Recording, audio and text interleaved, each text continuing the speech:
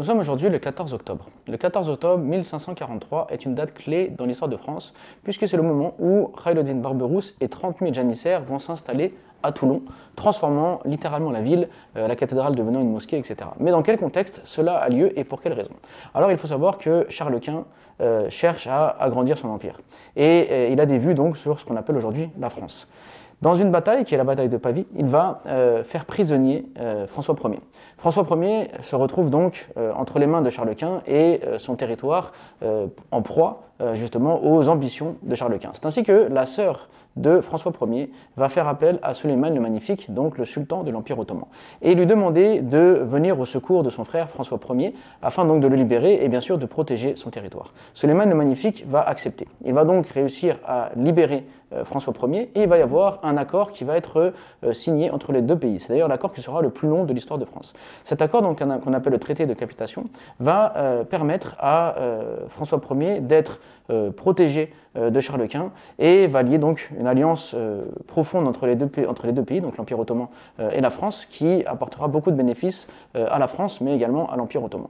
Alors, il faut savoir que, puisque le pays est menacé, Sulayman le Magnifique va demander à Khaireddin Barberousse et ses hommes de venir donc d'Alger à Toulon, afin donc de protéger la zone. Et c'est ainsi que pendant un an, Khaireddin Barberousse et ses hommes vont résider à Toulon, de manière à protéger le territoire de François Ier, à repousser les attaques de Charles Quint, et c'est ainsi donc que ce qu'on appelle aujourd'hui la France va être protégée grâce à cette alliance entre l'Empire ottoman et donc Sulayman le Magnifique et François Ier, et avec l'aide donc de Khaireddin Barberousse, de 30 000 janissaires venus de l'État d'Alger, donc on appelle la régence d'Alger, afin donc de protéger le territoire. Et ce n'est pas le seul moment de l'histoire de France où une alliance avec les musulmans va protéger le territoire, puisque si on se rappelle bien, quelques années auparavant, il y avait le petit-fils de Charles Martel, donc qui s'appelle Charlemagne, qui s'était lui aussi allié avec Haroun Rachid, donc avec un sultan musulman.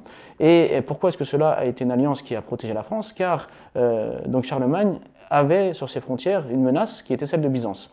Et Byzance, avec l'avènement donc des Abbassides, a eu une menace sur ses frontières qui était celle justement des Abbassides. Et donc Byzance a dû détourner son regard du royaume de Charlemagne pour s'intéresser aux Abbassides afin de se protéger. C'est ainsi donc que Haroun Rachid et Charlemagne, en faisant cette alliance, eh bien, ont contribué à protéger ce qu'on appelle aujourd'hui la France et faire en sorte que le pays existe toujours et qu'il n'est pas donc tombé entre les mains de Byzance à ce moment précis, ou entre les mains de Charles Quint au moment dont on est en train de parler. Donc rappelez-vous, 14 octobre 1543, c'est le moment où Khaireddin Barberousse et 30 000 janissaires s'installent à Toulon pour un an, afin donc de protéger le pays de Charles Quint, après que François Ier ait été libéré grâce à Sulayman le Magnifique et qu'une alliance ait été signée entre les deux.